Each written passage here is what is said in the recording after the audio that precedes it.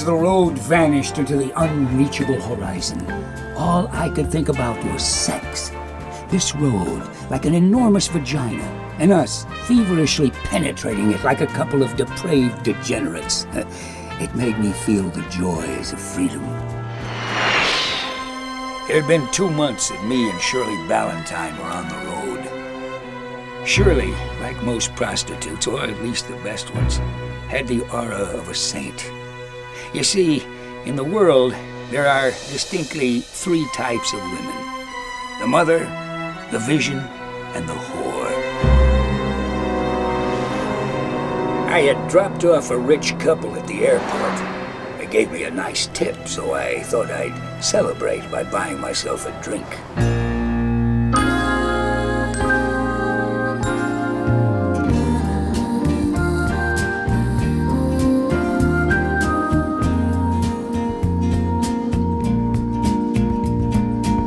And right then and there, somewhere after the 9th glass of scotch, I was struck with a vision. Distant childhood memories resurfaced.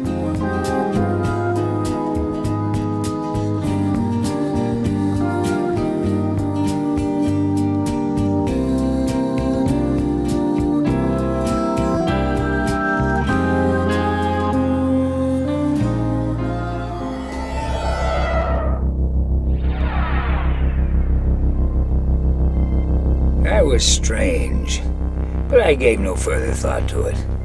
And as I floated across that drunken city in destination of my vehicle, I saw Shirley for the first time.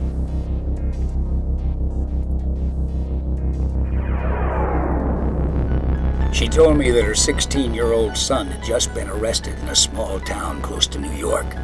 He lived with his father that had left her a long time ago. She asked me to drive her to South Bradley County Prison to bail her kid out. With what money, I asked. She had no money, but offered to pay for my gas and food with the money she was to make on the road by selling her body. I told her that my limousine couldn't withstand the long distance, and that I was not going to embark in this crazy journey, especially not as the driver of a traveling whorehouse. She offered me her services. I said, forget it. She cried and grabbed a spoon from the table and tried to slash her wrists.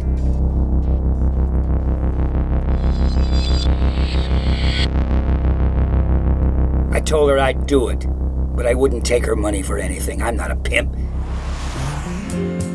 So through the celluloid streets of Hollywood we passed, and we were on our way to South Bradley County Jail.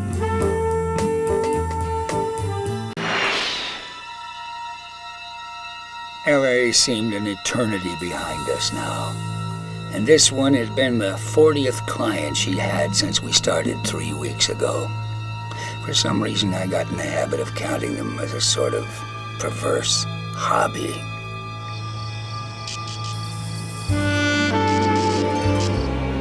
Back in L.A., I had a customer who was this computer genius, and he designed these little chip things that go inside a gas pump.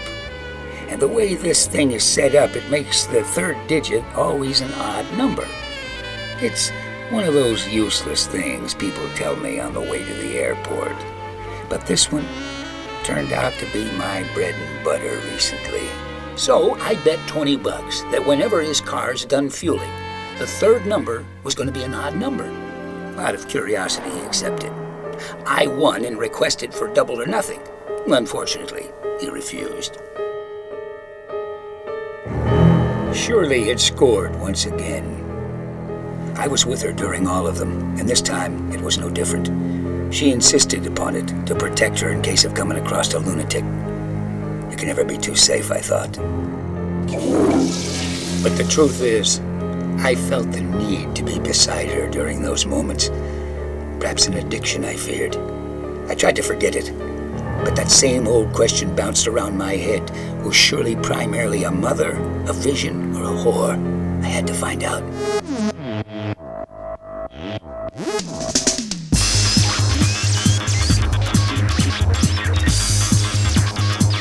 A Amidst the piercing screams of that monster and the decomposing smell of this sexual massacre laid a glimmer of innocence, one that could never be harmed or touched, that these bastards could never understand. Her innocence was shielded, and her sins automatically transformed into courageous exploits by the sacrifices of motherhood. Madness had visited me. It rushed through my pores like 1,000 daggers perforating my soul. And in his eyes I saw the strange essence of death. He swore revenge. My first reaction was to ask if this had anything to do with that sick bastard at the gas station. It had nothing to do with it, she said. But unfortunately, madness had surfaced.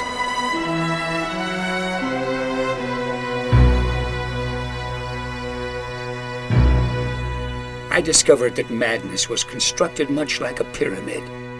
The first step was isolation. Isolation not only from others, but total and complete. Quickly after, anger would emerge. She was angry at the world, at God, her husband for abandoning her child, at destiny, at everything. The next level, suicide.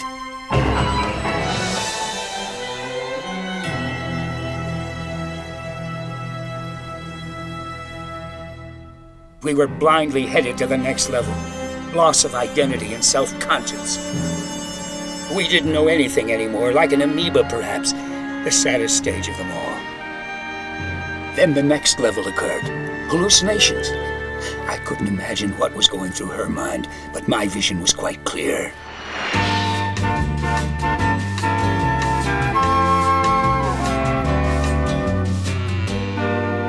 If I continued here, I would never be able to go back. I had to go back. I had to. I saw the face of madness, even danced with her, but I made it back. Last night had gone too far, and we knew it. But that day was the most beautiful one we'd encountered.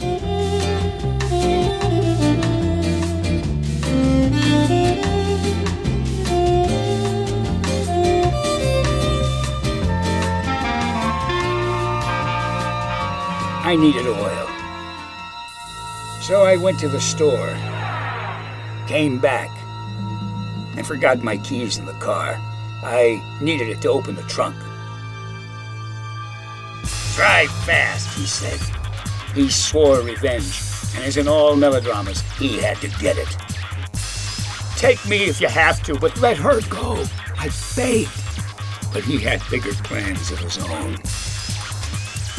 He was a cowboy, all right, and his idea of revenge seemed to me like a bad paperback western, one deprived of plot, morals, or theme. I want a duel just like the old days, he said. I told him to forget about it. I was sorry for what I did. Take my money, my car if you wish, but please let us go. Fight like a man, you backstabbing son of a bitch, he said.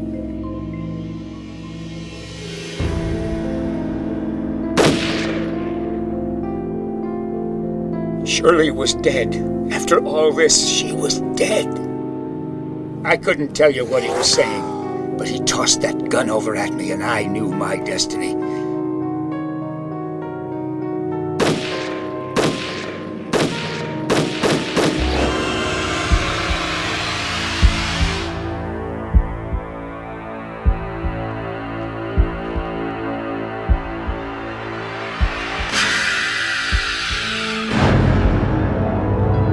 I thought I was able to escape the last step of madness. I thought it was all over with, oh, Shirley, what have I done?